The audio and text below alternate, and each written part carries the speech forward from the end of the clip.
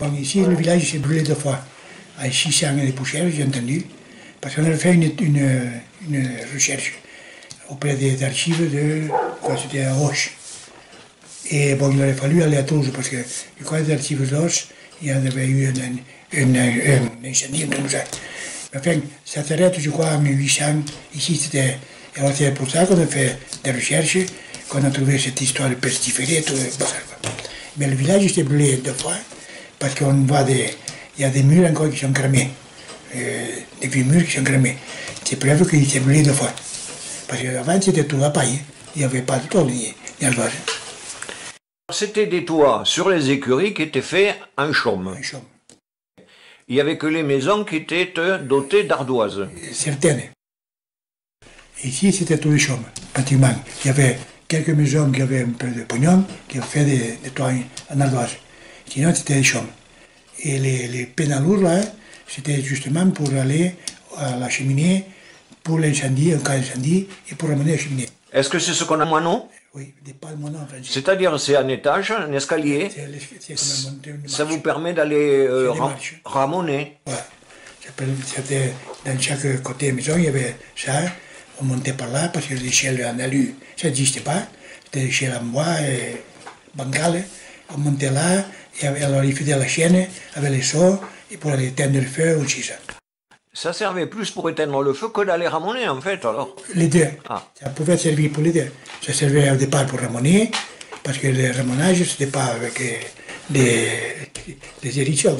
Tu avais une tige de noisetier avec une branche, avec une espèce de grillage comme ça. Et, parce que, sinon, les cheminées, c'était une équipe espagnole, un peu plus de maçons, qui faisait les cheminées. Ils venaient de Bausen ou de Lez aussi là, ils faisaient les cheminées. Alors les cheminées, c'était des cheminées de 2,50 m de large, avec la poste. La poste c'est le dessus de la cheminée. La planche qu'il y a dessus de la cheminée. Ça s'appelle la poste, pas toi. Et puis il y avait le chambranle à la cheminée, la poutre, et puis là, il y avait deux dalles qui en pierre, de la base, et puis la cheminée, alors elle partait une gueule de 1,50 m, et puis ça partait en voûte comme ça. Alors il le coffrait avec de la volige, et puis il bâtissait l'extérieur. Et puis finalement, il a fait la volige, comme c'était pas trop. Ça faisait ventre, à moitié cheminée, on passait les 4 doigts. Et à moi, ça repartait. C'est pour ça que toutes les cheminées que j'ai vues, dans tout le village, j'ai vu toutes les cheminées ont fumé. Toutes. Les poutres, ici, c'était là, la cheminée. Et le four c'était noir comme les corbeaux. Il y a une fois, on ne se voyait pas des uns aux autres. Il y a une maison, quand je passais à soigner vache, il sortait plus de fumée par la porte que par la cheminée. Ah, ben, les types étaient bronzés, et comme le jambon, ils étaient conservés. De la cheminée qui fait le tirage de la cheminée. Selon le tirage de la gueule de la cheminée, le boisseau montant, c'est le boisseau. Mais c'est la gueule de la cheminée qui fait le bon du tirage. Ouais. Si on a une gueule de 2,50 m, avec une cheminée comme ça fume. Et si on a une petite gueule comme ça, avec une grande sortie, ça fume pareil. Pour vous dans le village? C'était pas le truc bon. Bon, on avait la douane là. La douane à l'époque, il fallait faire les passevants. Alors expliquez. Et bien la douane, il passait parce qu'il ne courait pas en voiture, il courait à pied. Mais en quelle année est-ce? Dans les années 50, 60. Oui. Il était en bas, à Salles, la douane. À Salles, il y a eu la douane. Oui, où il y a ma chère, il y avait la douane. Mais elle servait à quoi cette douane? Elle servait qu'il y avait des douaniers qui montaient à la montagne pour éviter la contrebande. Parce qu'ils faisaient la contrebande de chaussures, de tira. C'était une contrebande avec l'Espagne? Oui. Mon père partait d'ici avec une sache de poils de cochon pour passer en Espagne. Et en revenant, il portait des savates, des savates en corde, là qu'on appelait, pour les uns, pour les autres. Il faisait un peu de truc, quoi dire. Bon, après, il y avait la nisette. Les cigarettes? Cigarettes, la nisette. Alors, c'était tout par la montagne. Et la douane était fermée, moi. Et alors, les douaniers, et alors, on avait des passevants. Quand il naissait une vache, un veau, il fallait déclarer de suite. Alors il fallait partir à la salle avec le papier pour déclarer la vache, le veau naît tel jour, à telle heure. Et sinon, parce que comme il montait par le jardin, là, il montait, il passait à l'écurie, il savait où il était, il passait à l'écurie, s'il voyait un veau et qu'il savait que ça n'avait pas été répertorié, il nous ramenait les oreilles.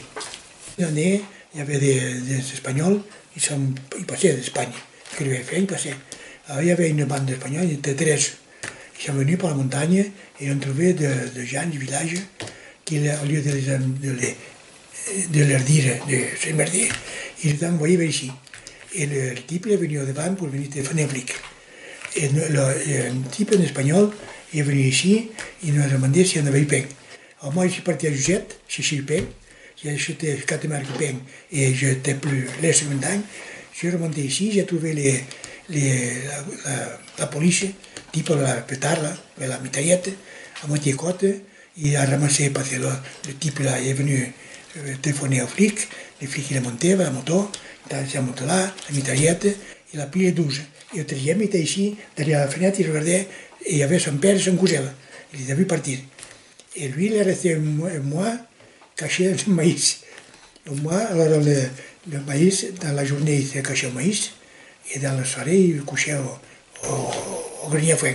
On les portait à bouffer au grenier à foin, pendant un mois. Celui-là, il est venu nous demander du pain, on lui a vendu.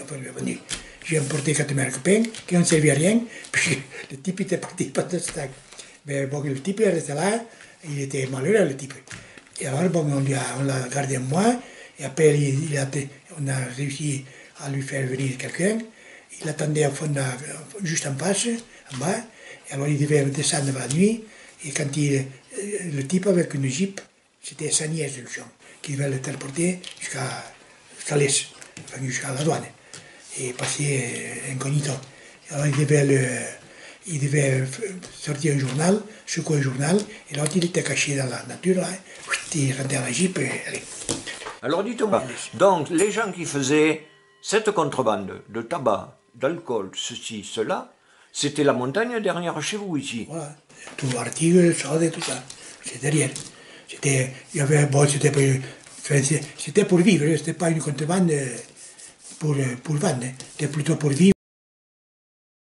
On ne verra jamais plus la couleur, le vrai prix. Ou bien il faudra revenir comme il y a 100 ans ou 150 ans.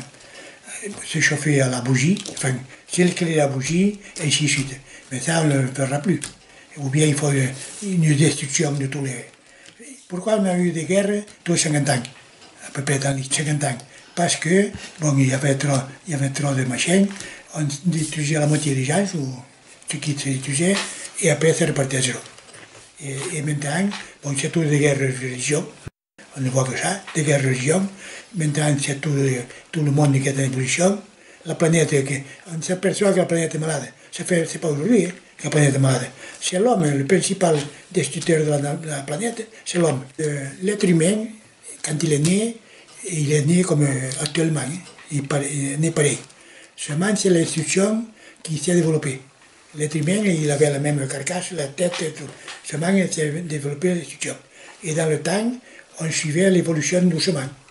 Et puis, dans les années 50-60, on a accéléré cette évolution. Cette évolution, on l'a accentuée, on a commencé à donner des primes à gogo, tout le travers, et voilà où on est arrivé. Maintenant, l'évolution, elle passe tellement vite qu'on ne peut plus la suivre. Et tous ces savants et tous ces là, ça devrait être comme certaines choses, quelques-uns se désagréger. Parce qu'on est bouffé par les savants maintenant. C'est triste, mais on est bouffé par les savants. Il fallait, du progrès, il fallait. Moi, je pense, moi quand j'ai commencé au chantier, bon, une poulie en bois, et tirer à corde, des seaux, de béton, etc. Bon, le béton à la main, pas de bétonnier à la main. Et il fallait quand on faisait du mortier pour le crépir, il y avait 5 maçons dans les chauffages, qu'il fallait leur monter le mortier, il fallait se passer le sable, et ça a usiné. Et alors là, le travail pénible, on a fait du travail pénible. Moi, je ne dis pas qu'il faut revenir sur cela. Il faut, du progrès, il fallait mais il fallait un certain progrès et améliorer, enfin, l'aménager, mais pas au-dessus de... Vous êtes en train de m'expliquer que le progrès a fait beaucoup pour l'homme parce qu'il s'est moins fatigué, il a eu d'autres outils, mais l'avancée technologique, informatique, scientifique est allée plus vite que le vent, oui. Et elle nous amène maintenant devant le mur. Voilà. Et on va y taper dur devant le mur. Parce que maintenant on voit que la planète, on voit que l'écologie, la planète, tout ça. Ça fait un moment qu'il aurait fallu le regarder. Parce que quand on voit l'évolution, on parle des avions, les cargos, les bâtiments qui se font. Et qu'est-ce qui pollue? Avant qu'un cargo de 4 ou 5 000 tonnes il tourne au solaire, avec les panneaux solaires, et il y a des poules qui vont dedans, c'est moi qui vous dis. Comme l'avion solaire, bon, pour 2 personnes ou 3, ça va aller. Quand il y a 400 ou 500 personnes, il va en falloir des batteries. S'il faut s'arrêter chaque fois qu'il pleut, eh bien, on n'est pas encore arrivé. Il y a des trucs quand même qui sont... On tourne sur la tête.